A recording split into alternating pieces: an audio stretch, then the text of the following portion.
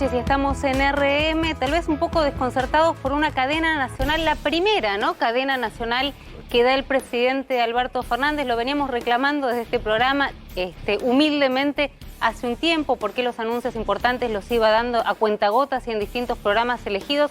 Finalmente utilizó la cadena nacional por distintas razones y nos preguntamos si lo que el presidente busca es recuperar el liderazgo perdido. ¿Perdido de qué manera? Perdido el 1 de marzo en las sesiones donde se lo vio enojado, tal vez fuera del tono que se lo esperaba, metiéndose en una agenda muy lejana a la gente. Contábamos acá que los ministros del propio Alberto Fernández, la gente que lo rodea, le habla de la importancia de las vacunas y de los precios, particularmente de las vacunas. Sin vacunas no hay perspectiva de futuro ni de nada, y Alberto Fernández no hablaba de este tema.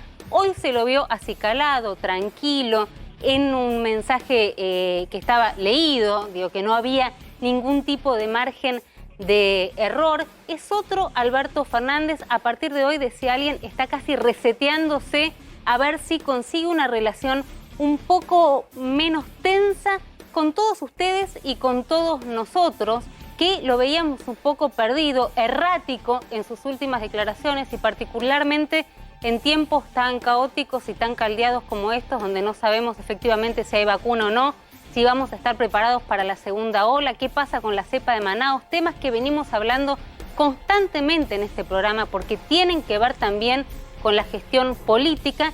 Decidió retomarla y de alguna manera abrir el paraguas. Esto tiene, y ahora lo vamos a hablar con mis compañeros, muchas interpretaciones.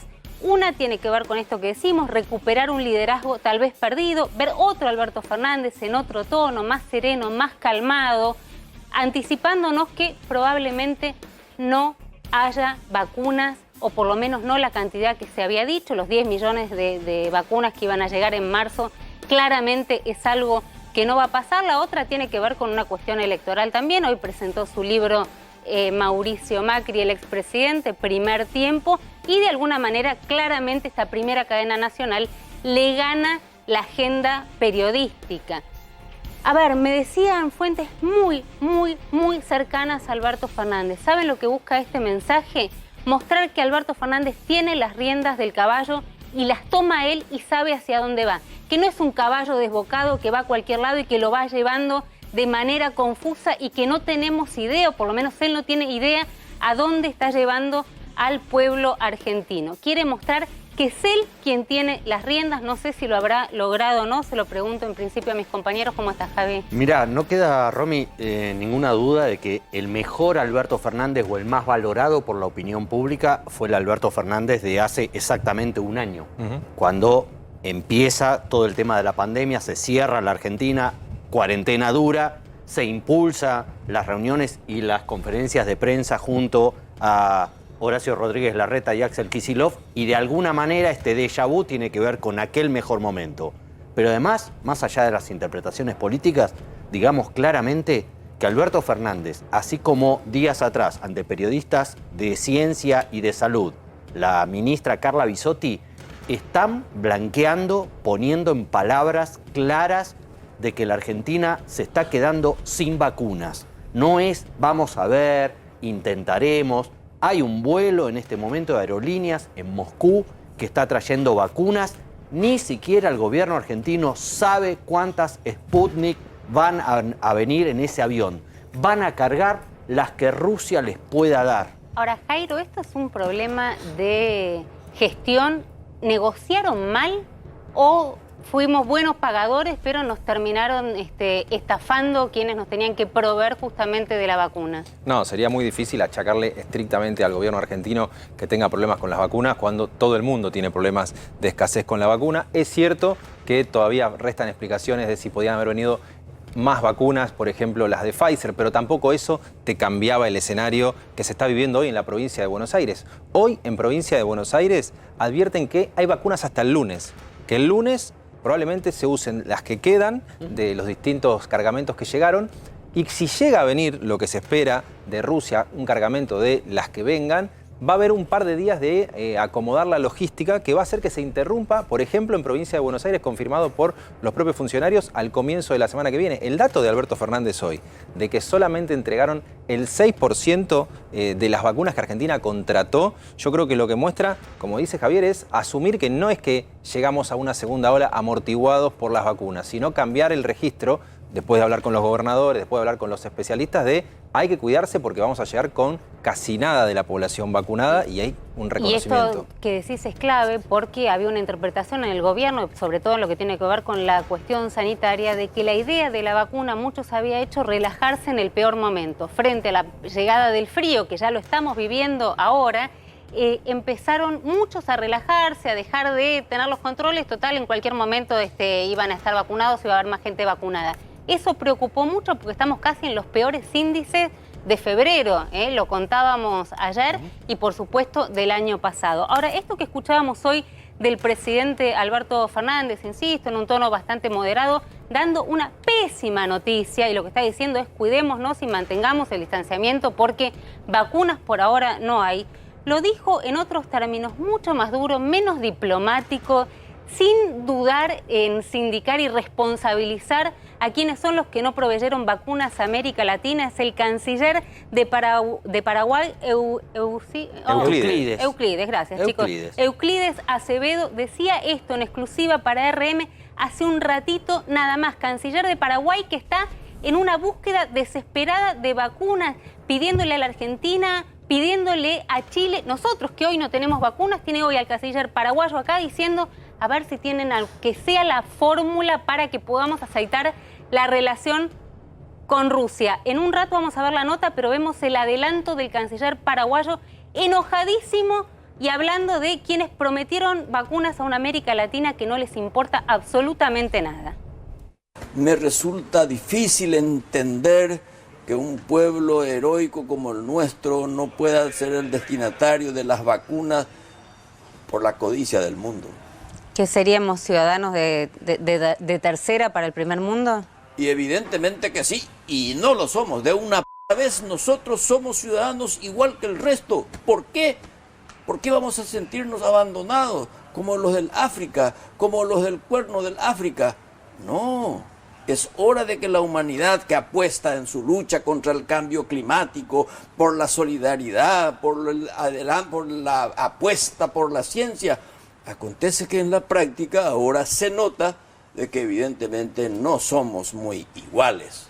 Y eso es una lucha en el fondo, una lucha política y una lucha cultural.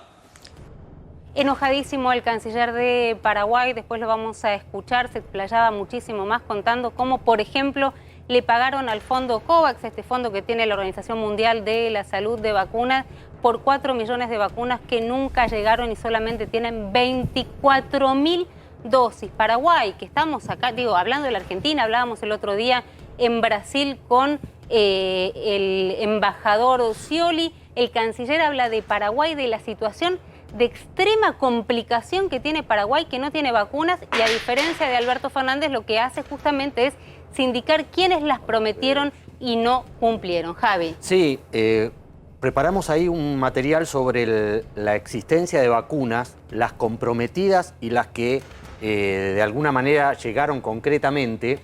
Ahí el presidente habló de que la Argentina había firmado contratos por la provisión de 65 millones de vacunas. Yo las cuentas que hice, de acuerdo a los anuncios pomposos en algunos casos, con mucha necesidad de publicidad, en otros casos por parte del exministro Ginés González García, a veces del propio presidente de la Nación, es que la Argentina compró casi 48 millones de vacunas, no 65. Ahora, en cualquiera de los dos casos, la cantidad que llegaron son infinitamente menos. El caso Sputnik, por ejemplo, que es a lo que se abrazó la Argentina. Comprometidas 20 millones fue el contrato con el Instituto Gamaleya de Moscú. Hasta ahora solo llegaron 2.4 millones de vacunas de las 20. El Sinopharm, la famosa vacuna china, comprometidas 4 millones de vacunas. Hasta ahora vinieron solo 1 millón, el 25%.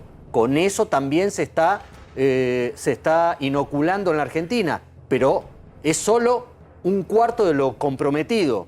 Las otras vacunas que también están funcionando en la Argentina, bueno, este es el mayor problema que tiene la Argentina. La Argentina se comprometió con la famosa vacuna de Oxford, AstraZeneca, a fabricar, a conseguir 22 millones, casi y medio, 22,5 millones de vacunas, de las cuales todavía no se entregaron ninguna. ¿Por qué? Porque se fabricó acá en la Argentina, se mandaron a México para que se envasen y se distribuyan, y en México están bloqueadas porque no tienen los instrumentos necesarios para envasarlas. Hasta México le está pidiendo ayuda a Estados Unidos con las vacunas porque la de AstraZeneca tampoco la pueden usar. Lo que nos dejaron, lo que nos mandaron, vamos a la siguiente placa, sí es un remanente, una parte de AstraZeneca, pero que se hizo en la India, que se fabricaron en la India, que se comprometieron 1.160.000 y hasta ahora vinieron la mitad. Pero son todas cantidades módicas que, como decías vos, Romy, el gobierno tenía pensado entre febrero y marzo tener ya un volumen de 10 millones, 15 millones de vacunas, según su expectativa, su previsión, y solamente llegaron 4 millones. Es absolutamente nada, digo. Si vos haces el cálculo de lo que esto significa, ni siquiera te alcanza para cubrir al personal de salud que va a volver a estar en la primera fila, en la trinchera de esta guerra contra el COVID y contra esta cepa que todavía no se conoce en esta segunda ola. Por no eso, te cubre el personal de salud. Por eso la indignación cuando nos enteramos de casos de el vacunatorio VIP, las vacunas del Iber y de los Dualde, de alguna gente muy joven vacunándose, etcétera, etcétera, en medio de esta situación en donde el gobierno empezaba ya a ver en su momento que lo que le habían prometido no se estaba cumpliendo. Entonces, me parece que ahí también hay que extremar el cuidado de que la vacuna hoy vale oro. Hay que decir que, perdón, ¿no? Sí. Que se le juntaron al gobierno los últimos 4 o 5 días una serie de malas noticias que confirman que van a llegar menos vacunas y que acá pasaron inadvertidas. India, por ejemplo, donde se iba a fabricar parte de la Sputnik V, dijo, si se fabrica acá, no se exporta así de fácil. Todo aquel que fabrica primero dice, a ver, déjame ver cuántas tengo y después vemos si exportamos. Ahí tiene un problema. Otro problema que se habla poco es que cada contenedor, cada envío, embarque que hace Rusia a la Argentina, necesita una orden específica del presidente Putin, casi que te dijera un decreto de Putin. ¿Por qué? Porque también en Rusia están prohibida la exportación de las vacunas porque tienen prioridad los rusos.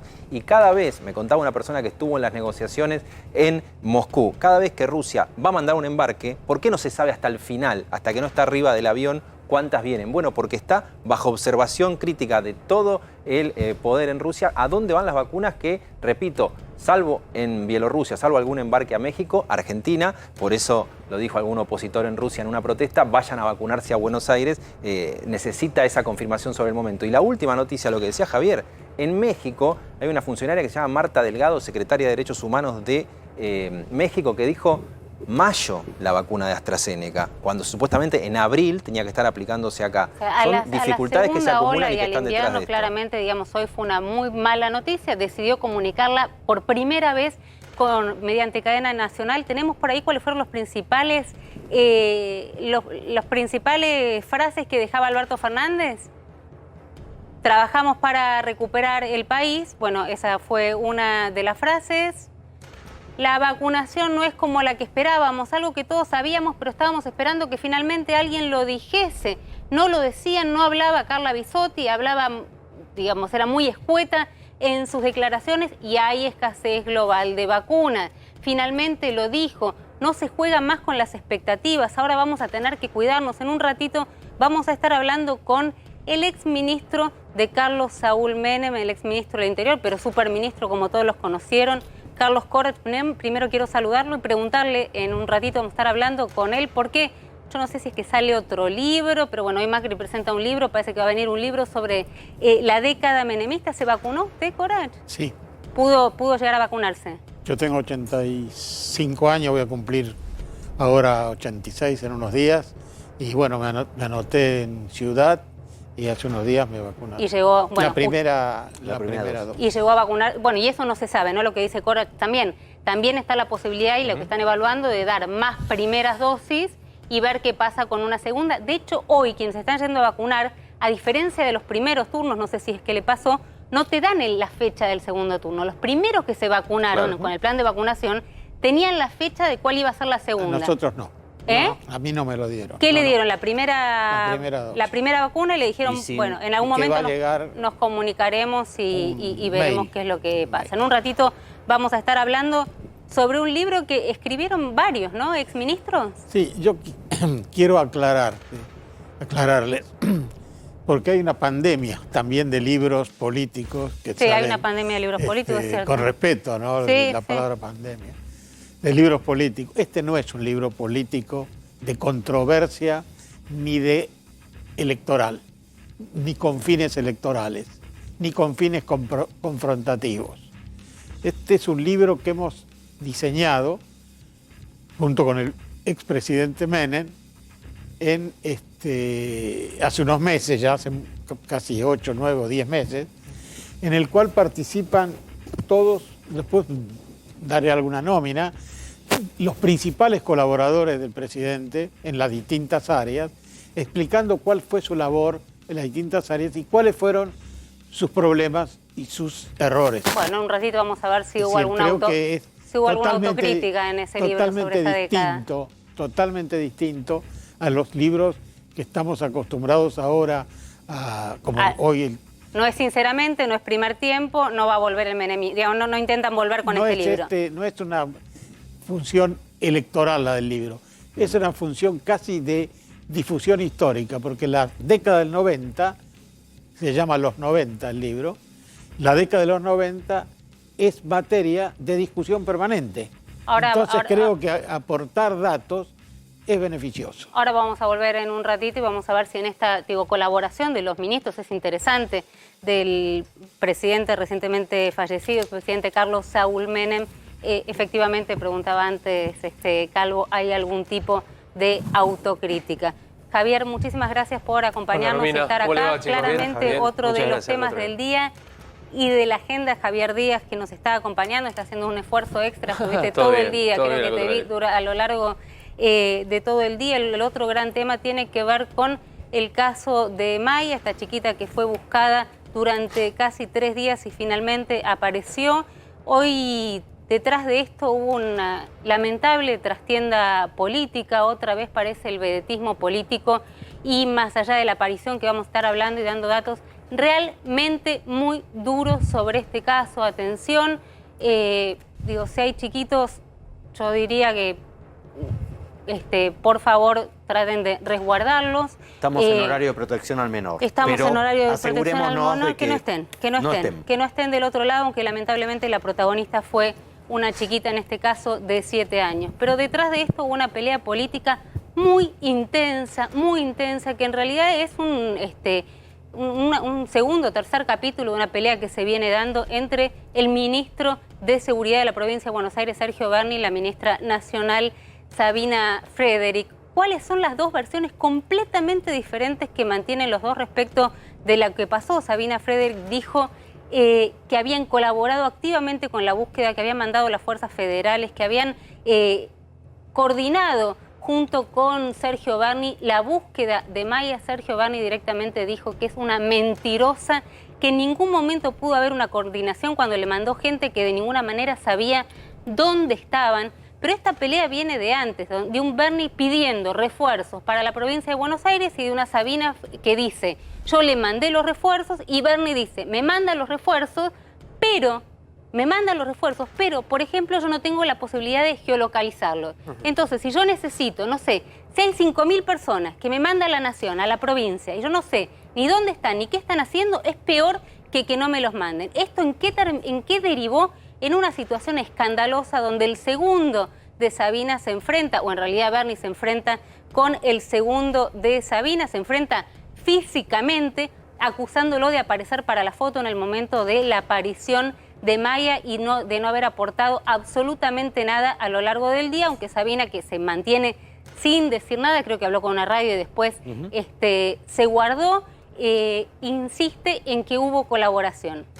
Berni dice, no me llamó nadie, a esta hora no hablé con nadie, y lo cierto es que Berni no habló ni con Cristina Kirchner, a quien reconoce como su jefa política, ni con Axel Kicillof, que está, por supuesto, al frente de la provincia de Buenos Aires, y se intensifica esta pelea y nos preguntamos si alguno de los dos puede llegar a estar con un pie afuera. Fue muy intenso lo que pasó en el día de hoy. Detrás de la búsqueda y de la aparición de Maya, lo que hizo surgir fue un problema político que ya a esta altura resulta insostenible porque depende de tu seguridad, de la mía, de la de todos. Acá se están disputando fuerzas del orden para mantener la seguridad, que es muy complicada en la provincia de Buenos Aires. Si hablábamos del caso Maya, y a ver, ¿en qué términos lo ponemos? Acá le pido ayuda a Javier. Finalmente apareció, pero creo que hubo un exceso de optimismo en la celebración. Por supuesto que todos queríamos, y finalmente eso pasó, que apareciera viva, que la encontraran viva, y eso terminó sucediendo. Las fuerzas de Bernie estaban efectivamente en Luján, a pesar de que algunos dicen que fue la suerte de una vecina, estaban ya las fuerzas en ese lugar. Ahora están analizando cuál es su situación física y psíquica, está bajo un enorme estrés esta chiquita, vamos a decir muy poco de lo que se puede decir del expediente en el Garrahan. Mañana hay una cámara Gesell que puede dar horribles resultados. Atención con la cámara Gesell de mañana porque puede dar horribles resultados, independientemente de que por supuesto se celebra su aparición con vida, pero acá no termina esta historia. ¿Me ayudás, Javier? Sí, sí, claro. A ver, vamos a empezar por el hallazgo. El hallazgo, lo que hay dentro del expediente y lo que está rubricado a través de, obviamente, todos los expedientes policiales, es que a la chiquita la encuentra un camionero que es vecino ahí en el lugar, estaba sobre el camión, estaba estacionando el camión, ve pasar una bicicleta con un hombre y observa detrás de la bici a una nena, a una cabecita ve.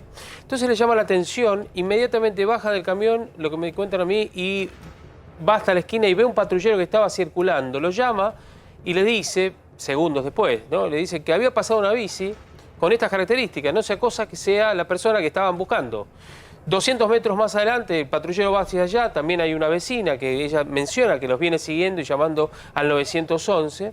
Y ahí es cuando confluye el patrullero el comando de patrullas, perdón, de Luján, en donde detiene la marcha, inmediatamente se dan cuenta que efectivamente era este hombre, a la nena la resguardan y a él lo detienen y lo meten dentro del patrullero. Este es el punto número uno. Ahora, voy a saltear, más allá de la cuestión, si querés después charlamos respecto de lo que pasó adentro de esa reunión entre Bernie y Villalba. A la nena Dos cabezazos en esa reunión. Pechazos, me dicen a mí. Pero cabezazos, ponele cabezazos también, porque está muy cerca todo, ¿no? Cabezazo. Los pechazos son cabezazos a veces también, inclusive en el fútbol. Bueno, la llevan a la nena, a Maya, la llevan al Garrahan, ¿sí? Para asistirla. A este hombre lo llevan primero a la comisaría, lo que era la comisaría 15 de la policía de la ciudad. Allí hacen una revisión de él, inscriben obviamente todos los datos, porque la policía de la ciudad era quien encabezaba esta investigación, con colaboración de la policía bonaerense y de la policía federal, porque el delito se comete aquí en la ciudad de Buenos Aires. Después de eso, lo trasladan a la división, la Superintendencia de Investigaciones Federales, en este caso de Madariaga, que es dependiente de la Policía Federal Argentina. Está resguardo ahí hasta que la jueza y la fiscal requieran su presencia, será mañana o tal vez el sábado, puede ser inclusive, o el próximo lunes. Y ahí será trasladado para la indagatoria. Están esperando lo que vos decías, esa junta médica dentro del Garrahan, primero para saber obviamente cómo está efectivamente y totalmente el estado de salud de la pequeña, pero a la vez para saber si cambian la carátula de la causa, si agregan algún otro elemento más, porque hasta ahora es sustracción, retención y ocultamiento de un menor de 10 años. Este es el artículo 145 del Código Penal, que prevé penas de entre 5 y 15 años de prisión. No es poco y no es menor. Pero hasta ahora estamos hablando de sustracción de una menor, algo que puede cambiar radicalmente, insistimos, y con todo el cuidado que significa un expediente que involucra y que tiene como víctima a una menor. Una cosa es una sustracción y otra es la en la que puede derivar post cámara Gesell y post revisión que le estén haciendo ahora en el hospital de niños. Exactamente. Cuando lo detienen, a ver, los detenidos no pueden hablar con la policía, no pueden declarar en todo caso con la policía. No tiene validez, digamos, no tiene validez. que haya dicho, no. Pero cuando tomaron contacto, no con los dos policías que lo detienen en la calle, sino cuando tomó contacto en la dependencia policial, él mismo contó que por qué la había llevado. Yo lo voy a decir directo para que se entienda, pero él lo dijo con otras palabras. Él estaba enamorado de la nena. ¿Sí? Esta es la versión que él da. Veremos qué declara. Seguramente se va a negar. A ver, de vuelta, lo agarra la policía, se pone a llorar, entra una crisis de nervios y empieza a hablar. Lo que cuentan quienes estaban ahí, la versión que les estamos dando con Javier, atención, no es algo que nos contaron, a ver, gente que estaba ahí, que era muy poca, que se asusta mucho, se pone a llorar y canta, que es lo que se dice, ¿no? Se suele decir en la jerga. Sí. Y digo, entiendo el cuidado, pero lo que dice, bueno, sí, había un cierto enamoramiento. Me mandé una cagada, dijo. El martes, por la noche. Eso es lo que agrega. Los policías... ¿Tiene valor? No. Él No. puede no ratificar esto, Claro, digamos. no. Él puede no ratificar esto ante la jueza. Por eso queremos ser muy prudentes Sí. con la información que estamos manejando y que está manejando el colega. Sí. Y con mucho cuidado, porque él Igualmente puede llegar ahí- ante la fiscalía y decir, Sí. no, yo nunca dije eso. No, o puede no decir nada, Nada. que es probable también, aconsejado por los abogados defensores, que no declare nunca. Pero, no hoy, Javier, sino nunca. Pregunto, ¿no hubo ya algún tipo de revisión, de revisación Sí. por parte de médicos de la menor? En el momento de llegar al Garrahan. En Luján no. En Luján no. Estaban esperando justamente un lugar en el cual... Garrahan sí. Sí. Y ahí no se detectaron señales de algún tipo de ataque. Todavía no lo sabemos nosotros en realidad. Esta es la realidad. Ahora, esa junta médica, Todavía no lo podemos decir. y además, claro, esa junta médica va a dar un informe y ese informe se lo va a dar a la justicia. La justicia obrará en consecuencia, no solamente por la imputación, sino también por el resguardo de la pequeña. Y se confirma la imputabilidad del sujeto, ¿no? Se Sí. confirma que no puede Hasta correr ahora como inimputable. no hay ningún elemento, por lo menos hasta el momento, que involucre o que diga que es inimputable. Que sí tiene un problema, un retraso madurativo, que tiene alguna observancia vinculada al Paco. Él reconoce, y le reconoce a los policías que es paquero, que fuma Paco. Y también hace alguna referencia de el por qué se lleva a la nena. Muchas veces los delincuentes hablan con la policía, tienen necesidad de contar y muchas veces cuentan la verdad, inclusive en los robos. Después cuando van a la justicia dicen no declarar. Esos policías muchas veces declaran también, teniendo en cuenta esto. Ahora hay que ver lo que va a pasar mañana. Atención con eso porque esto puede ser una clave muy importante. Y además también con el tema de la mamá, ¿dónde va a ir a parar Maya? ¿En qué lugar va a vivir? Porque ellos vivían en una carpa en la calle. Para resguardar la integridad física de esta chiquita. Ahora lo que preguntabas es clave y con esto lo vamos a despedir a Javier y le vamos a agradecer que haya hecho estas horas extras. A ver, tiene conciencia de sus actos. Si lo que dijo en el patrullero fue así, se ratifica. Tiene conciencia de sus actos.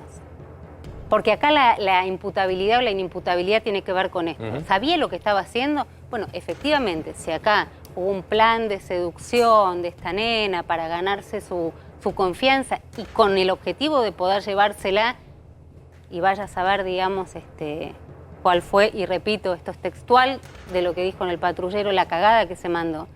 Tiene conciencia de lo que estaba haciendo. Sí, claro. No es que dijo, me llevé una chiquita, no sé qué pasó, acá me apareció una nena atrás en la bicicleta. Digo, atención con confundir esas cuestiones vinculadas a la inimputabilidad. Sos prudente como yo y me parece que pesimista también, digamos, respecto a los resultados. ¿Sabes ¿no? por qué? Por el ambiente social en el cual la nena vivía. Una madre muy adicta, al Paco también, y una realidad que tenemos a la vista de todos y que pocas veces nos ocupamos. Digo, nos ocupamos por hablar de todos el Estado, ¿no? Totalmente, Esta es la totalmente, nos realidad. hacemos cargo. Javier, muchísimas Romina, gracias. gracias. Esto fue lo que pasaba con Maya en estas casi 72 horas. A ver. 911, ¿dónde es emergencia? Hola, sí, buenas tardes. Disculpe que la moleste. Mira, estoy llamando porque secuestraron a mi sobrina de acá abajo del puente. ¿En qué dirección? Este es Riquelme, ¿no? De Lepiane y Mozart, señorita.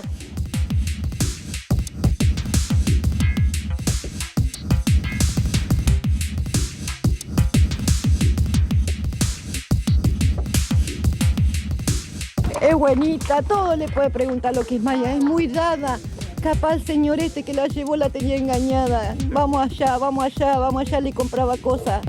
Mi hija no la regaló, mi hija no la dio. Hacer, como ellos dicen, drogadita, sí es drogadita. Yo no le voy a decir a nadie que mi hija no se droga, pero a su hija la tenía como si fuera... Pregúntenle a todos.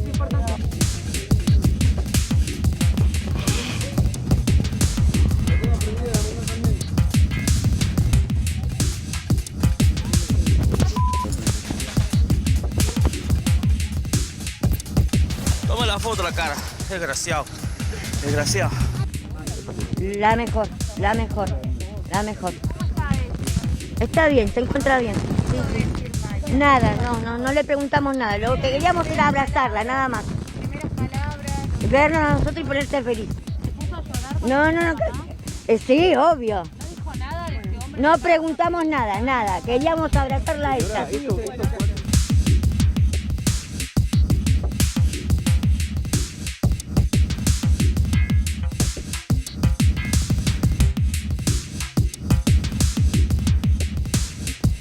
Y detrás de esto se pelean dos ministros, hay que ver a quién sostienen. Uno que dice yo estaba trabajando en el lugar y otro que vino a poner la cara solamente y que no hubo ningún tipo de acompañamiento. Una pelea política claramente también para muchos en clave electoral, teniendo en cuenta, podemos decir, para quién juega cada uno, digo, sin que se ofenda ni Bernie ni Sabina Frederick. Bueno. Ay, ¿no me dejas hacer un puente con esa pelea de ministros? Sí que te dejo. ¿Se peleaban mucho ustedes con los ministros? No. No era lo que se decía en ese momento. Azules, rojo punzó. Realmente la garantía era que nosotros teníamos reuniones de gabinete semanales. Entonces había un contacto directo entre todos los ministros, que en cada reunión de gabinete el presidente le daba la palabra a uno o a otro para que relatara qué era lo que había pasado en la semana transcurrida. Y no había peleas. Había naturalmente grupos de afinidad, como hay en toda organización humana. Es decir, yo era más afín con Bauzá que otras personas. Pero no tuvimos peleas personales de ningún tipo. Ahora, esas peleas a las que refiere mi compañero me parece que es clave, digamos, llevándola a la actualidad. ¿Debilitan la autoridad del presidente? ¿Las peleas entre los ministros? Sí. Mientras se mantengan en un nivel de intercambio de opiniones sobre la tarea a realizar, aunque tenga mayor o menor énfasis en la discusión, no creo que afecten la autoridad del presidente. Ahora, Cora, recién decía, el libro que estamos preparando, que va a salir ahora en mayo, no es un libro electoral, uno entiende, digamos, no están preparando la vuelta del menemismo. No hay herederos del menemismo, ¿no? Sí. ¿O son todos menemistas? ¿Son todos menemistas? Claro, ¿quién es el heredero del menemismo? Yo escribí, al poco tiempo de salir del gobierno, un artículo para el diario Clarín que se titulaba El menemismo no existe. ¿Por qué decía que el menemismo no existe? Porque no existe el menemismo. El menemismo fue una articulación para deslucir un grupo de personas dentro del peronismo. ¿Qué fue? ¿Otra operación de los medios? ¿Volvemos con la operación de los medios? No, fue una... ¿Cómo te diría? La gente que quería disminuir el prestigio del gobierno de aquel momento decía son menemistas, para diferenciarlos de los peronistas. Y en realidad no, éramos todos peronistas. Y... Bueno, de hecho tenemos un presidente que fue funcionario del gobierno de Menem, o sea, tendríamos un presidente sí, menemista. Sí, él fue, el presidente Fernández fue superintendente de seguros. Claro. Fue un buen superintendente de seguros, pero lo que vuelvo al tema, mientras las discusiones entre los ministros se limiten no a aspectos personales o aspectos privados, sino aspectos públicos, no son, hasta diría yo, beneficiosas. Bueno, pero no sería el caso de lo que estamos viviendo, de lo que estamos contando, digamos, hoy en día. ¿De quién? No, digo, en el gobierno nacional hoy en día, quienes responden a Alberto Fernández, quienes responden a Cristina, digo, es distinto. Mire, a lo que contaba de Azules, ¿no? Me parece que es una... Yo creo que debemos ser muy prudentes en las calificaciones de quién responde a quién, ¿no es cierto? Porque a lo mejor nos podemos equivocar. Y a lo mejor estamos dando señales que no son reales por impresiones personales, por sensaciones que uno tiene, ¿no es cierto? Pero lo que sí le quiero decir es que el gobierno del presidente Fernández y de su vicepresidenta es un gobierno atípico. ¿En qué sentido? Bueno, En el sentido de lo que ustedes estaban discutiendo recién. Es decir, ni usted, ni su papá, ni su abuelo, ni su bisabuelo, ni su tatarabuelo tienen experiencia de una situación como esta, de una pandemia de esta magnitud. O sea, ¿cree que la gestión está cruzada por la pandemia y hay que analizarla bajo ese punto de vista? Totalmente.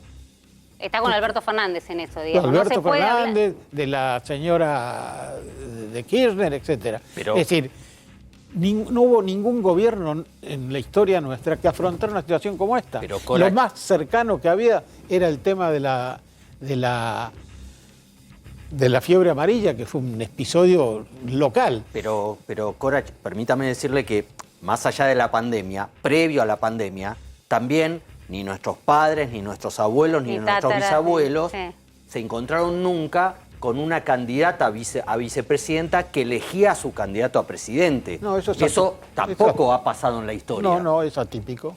Es atípico. Entonces, también esta coalición que se armó del peronismo tiene que ver con es esa atípico, tensión. pero habría que haberlo visto funcionar en normalidad.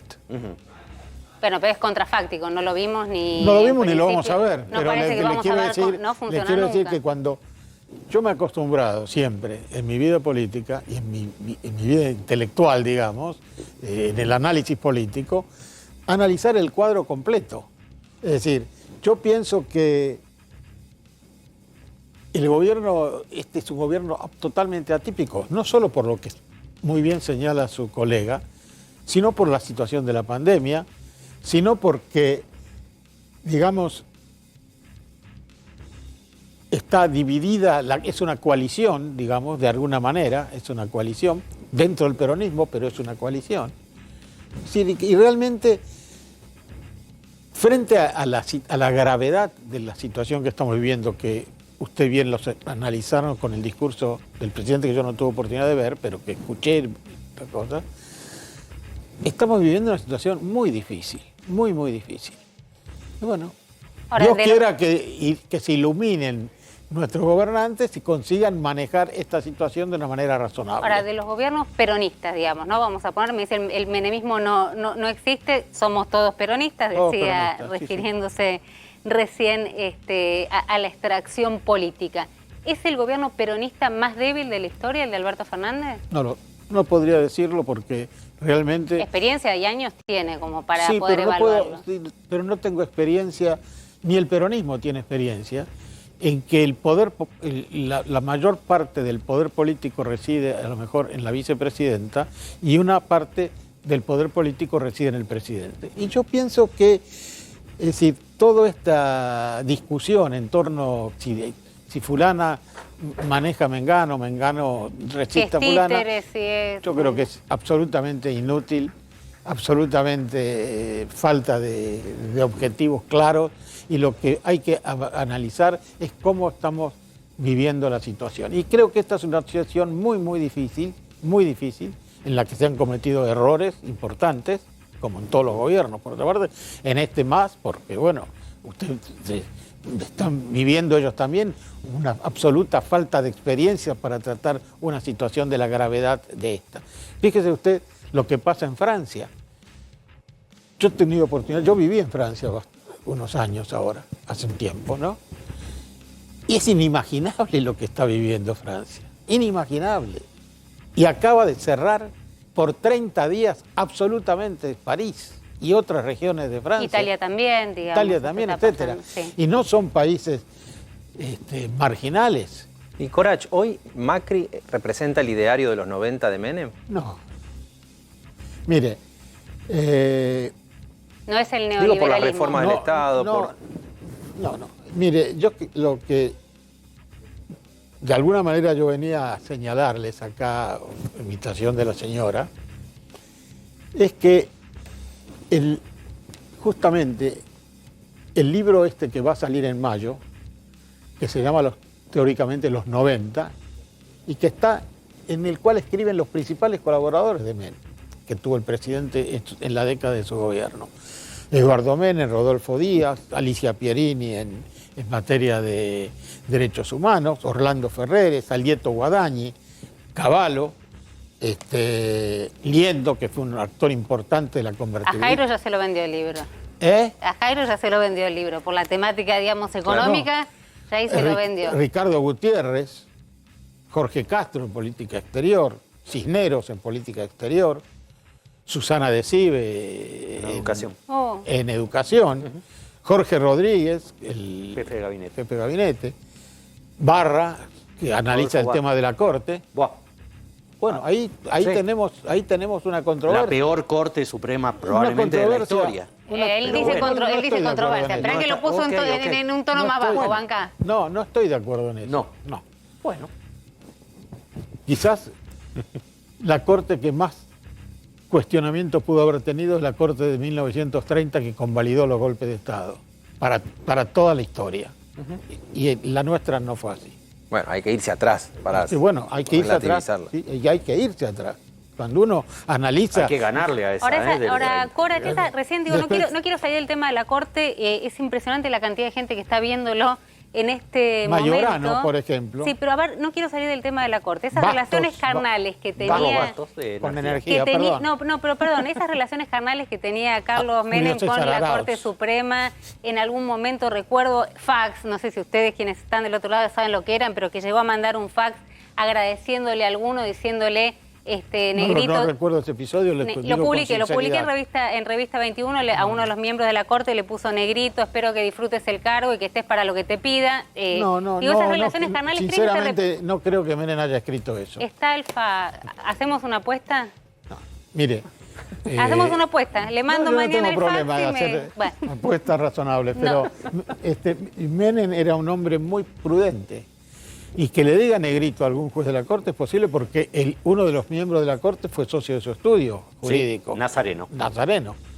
Así que no Ahora, le ¿esas veo. relaciones cree que se repitieron? Digamos, porque hoy lo que se está hablando, hay un enojo muy grande con la Corte Suprema actualmente por parte del gobierno. No quiero opinar sobre ese tema.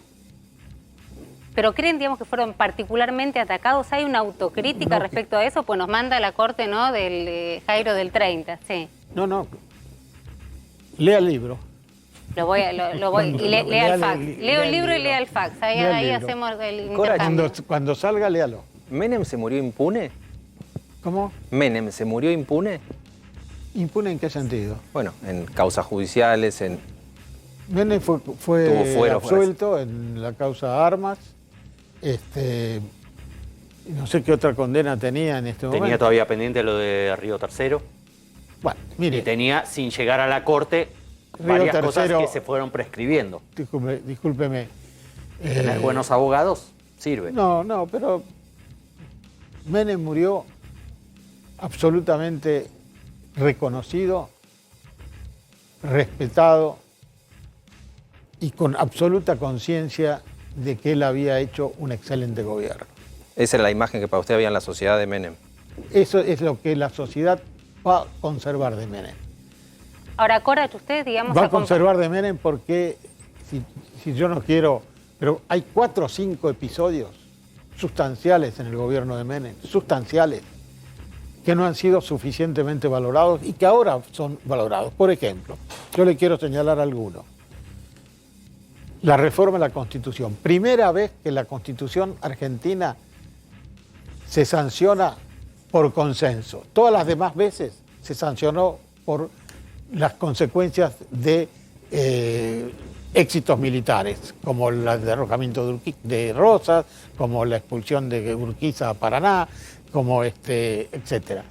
Como la que quisieron imponer los militares, o la que incluso impuso el peronismo, que fue la del 49, que fue una constitución que fue impuesta, no fue por consenso. Esta es la primera vez que los grandes partidos políticos consensúan la Constitución que fue redactada y sancionada con el más amplio abanico político. Ahora, prometemos que... Perdón, sí. yo he sido presidente de la comisión redactora de la Constitución y puedo asegurarle que tuvo el más amplio grado de consenso. Otra cosa que no se dice. Menem terminó con los golpes de Estado en la Argentina. Cuando Menem sanciona la amnistía para los guerrilleros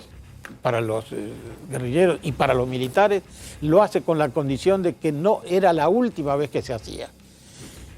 Y fue sorprendido pocos meses después por un levantamiento cara pintada, que ordena reprimir con la mayor severidad.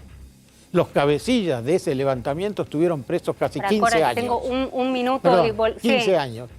Y a partir de ese momento nunca hubo un golpe de Estado en la Argentina. O sea que hoy reivindica los indultos usted todavía. Totalmente. Con ese sentido los reivindico. Ahora, con el sentido de decirles, señores, esta es la última vez. Ahora, Cora, tomando las preguntas de mis compañeros, y la verdad que digo, insisto, es muchísima la gente que lo está viendo en este momento y repreguntándole sobre lo que decía Jairo, si había impunidad. Hoy estarían ustedes con la teoría del lofer, que hubo una persecución judicial a Carlos Menem. Usted me quiere poner